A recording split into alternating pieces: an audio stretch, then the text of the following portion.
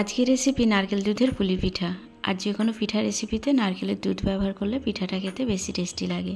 তো এই পিঠা রেসিপির জন্য আমি একটা গরম ফ্রাইং প্যানে 1 কাপ নারকেলের পুর দিয়েছি, আর দিলাম সামান্য 1 চিমটির মতো নুন আর 2টো মুখ ফাটানো এলাচ।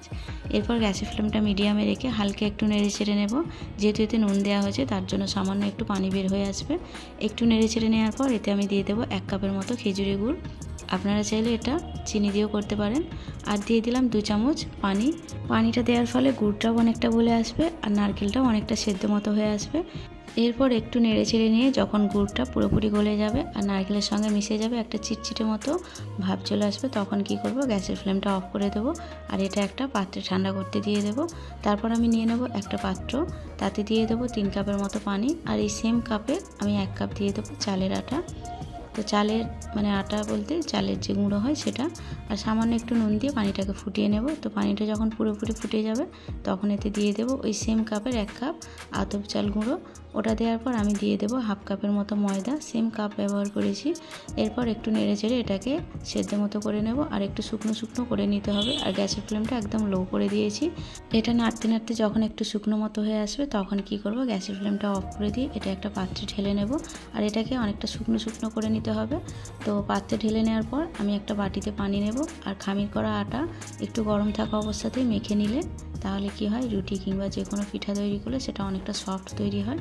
তার জন্য একটু গরম থাকা অবস্থাতে আমি কি করব, এভাবে মেখে নেব। আর হাতে যখন একটু গরম লাগবে পানিতে হাতটা ডুবিয়ে নিয়ে আবারও মাখতে শুরু করব।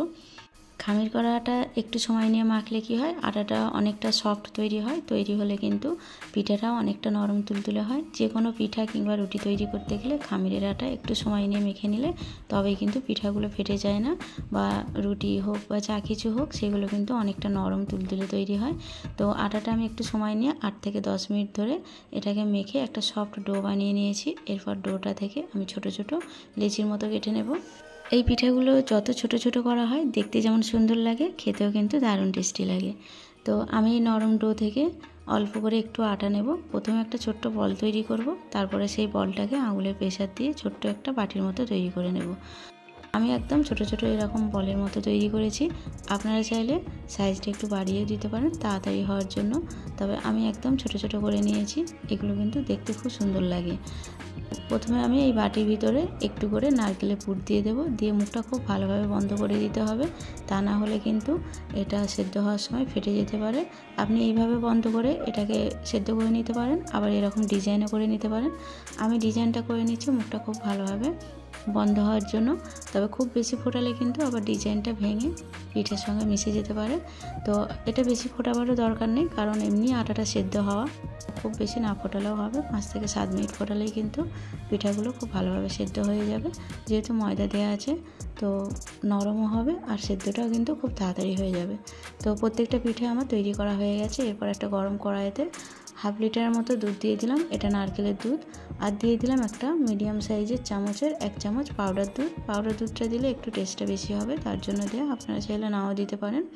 আর দিয়ে দিলাম 2টো মুখ ফাটানো এলাচ আর সামান্য একটু নুন। এরপর যখন দুধটা ফুটে যাবে তারপর আমি একটা একটা করে পুলি পিঠাগুলো দিয়ে দেবো। আর নুনটা দিয়েছি শুধুমাত্র চিনির ব্যালেন্সটা ঠিক রাখার জন্য, নুনটা দিলে কিন্তু মিষ্টিটা খুব ভালোভাবে বোঝা যায়, তার জন্য আপনারা চাইলে নুনটা নাও দিতে পারেন। এরপর একটু নেড়ে ছেড়ে দেবো, আর গ্যাসের ফ্লেমটা মিডিয়ামে রাখতে হবে, হাই করলে কিন্তু মুখগুলো ফেটে যেতে পারে।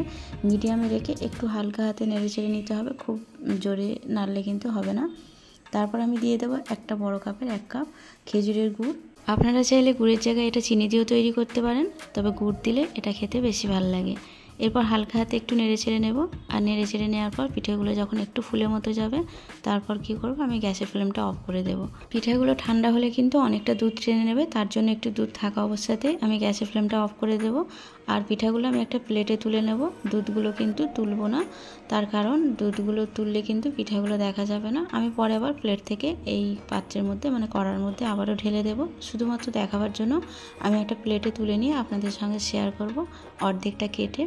তো পিঠাটা আমার রেডি হয়ে গেছে। এরপর একটা প্লেটে তুলে নিয়ে আমি দেখাচ্ছি, দেখুন কতটা সফট তৈরি হয়েছে, আর ভিতরে পুরগুলোও কিন্তু খুব সুন্দরভাবে সেদ্ধ হয়ে গেছে।